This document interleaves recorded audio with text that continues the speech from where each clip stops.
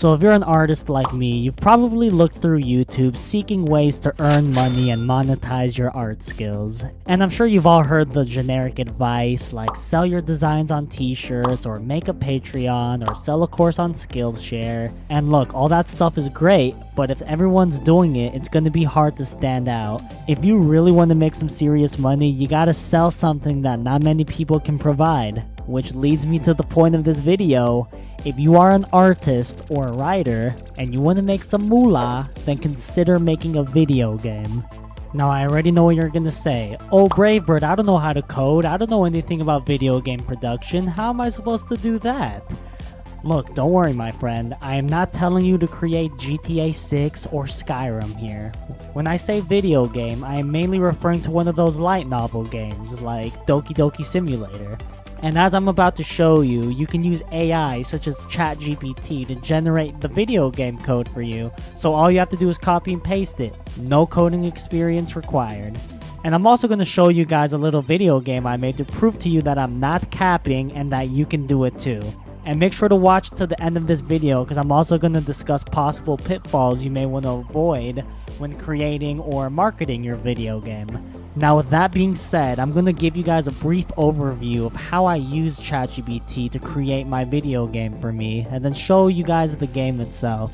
Alright, really quickly guys, I want to show you guys how I use ChatGPT to provide me my video game code, because I understand none of us know how to code, we have no video game experience, no developing experience, and you know, that could seem scary at first, but don't worry, take a deep breath, let me show you how I did it. So, you know, this is RenPy.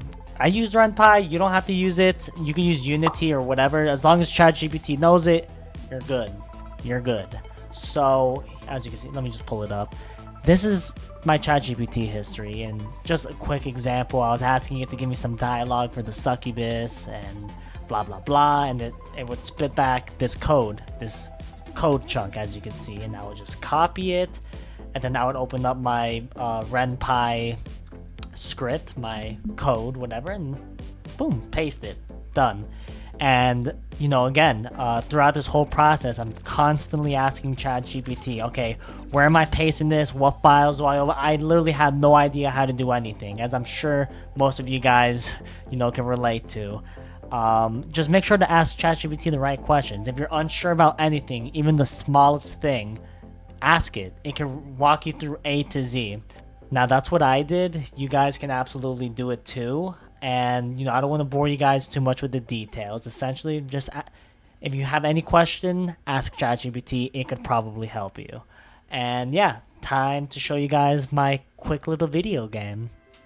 Alright, welcome everyone. Welcome to Succubus Survival by Bravebird. Now, as you're probably hearing now, I put the Final Fantasy music as my menu theme. If you're gonna sell your game, don't put copyrighted music like that. I only put it here because this game, I'm not gonna sell it. It's just meant for an example for everyone. But yeah, I even put the sound effect when you click a button. Hear that? Hear that? Yeah, shout out to Final Fantasy VII. I love that game. But yeah, without further ado, let's start, shall we?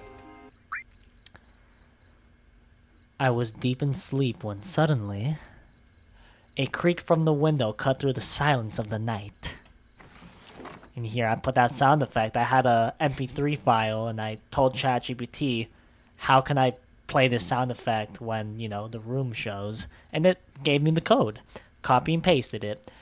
My eyes shot wide open. Who could it be at this hour?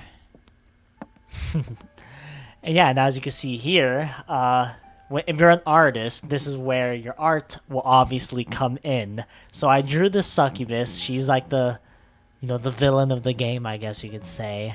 And yeah, saved it as a PNG file and had ChatGPT, you know, hey, what do I do with this picture? Where do I put it in my video game? And again, it gave me the proper code as to when and where and how I should use the picture.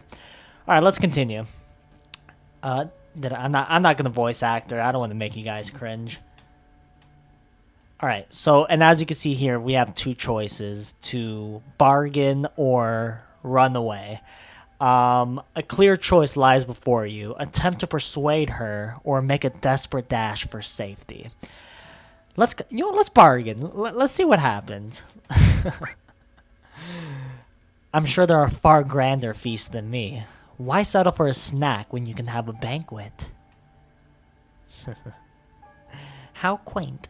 Yeah, I'm just gonna fast forward here, keep clicking. Essentially, when you click bargain, she'll spare you and, leave the room. She gets the hell out. Yeah, good ending. We survived, guys. Nice, nice. Now, why did I choose a succubus? Why did I make this game the way it is? So, some quick backstory.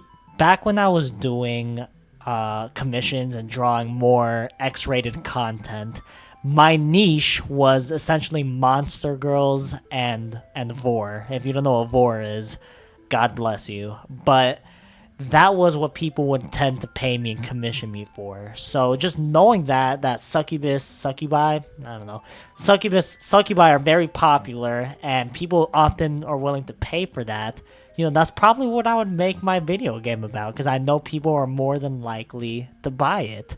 So if you're an artist, you're a writer, just look within what in your genre is more popular, what works well for you, things of that nature. And yeah, maybe that would be a good idea to have your video game revolve around it. Alright, without further ado, let's click run away. Let's see what happens if we run away. Let's see what happens. Run away. Alright, we're gonna try to run. Let's see what happens. See, that's pretty cool, right? I asked ChatGPT to make the screen flash green if you try to run away.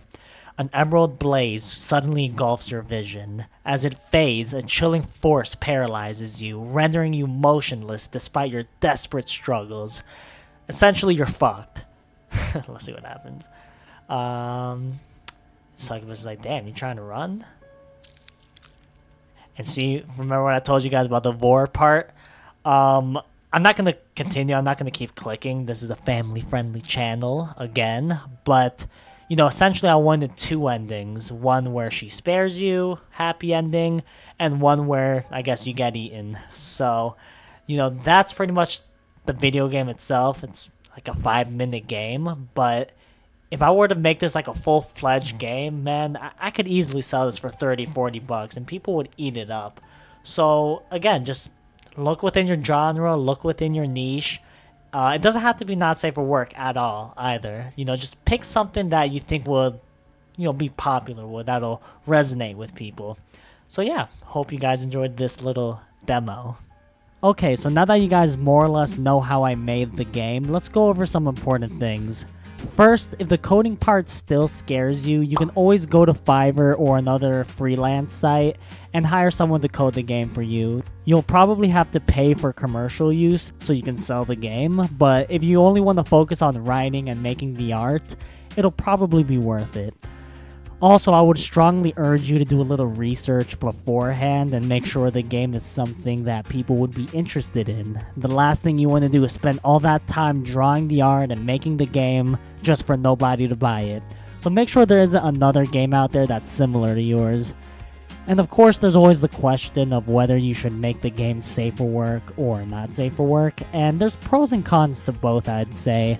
If you're making a game that's not safe for work, you'll probably have an easier time selling it. Having anime titties and spicy content is always a reliable way to get people to buy your stuff. But you're gonna have to keep in mind that it may be harder to promote and market your game, since most social media sites do not allow nudity. Conversely, if you're making a game that's not X-rated and more safe for work, you're gonna have to use a little more brain power when writing your stories, plot twists, characters, and other things.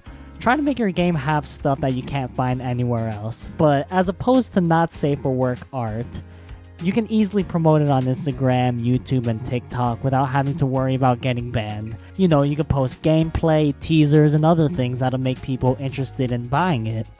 So yeah, just keep that in mind. And if you made it to the end of this video and still have questions and want to pick my brain a bit, then consider signing up to my Patreon. You'll get a Discord invite and we'll have weekly calls and discuss all things art related, whether it's making a video game, comics, story ideas, you name it. So if this is something that interests you, then consider signing up. But anyway, thanks for making it to the end of this video and I'll see you on the next one. Peace.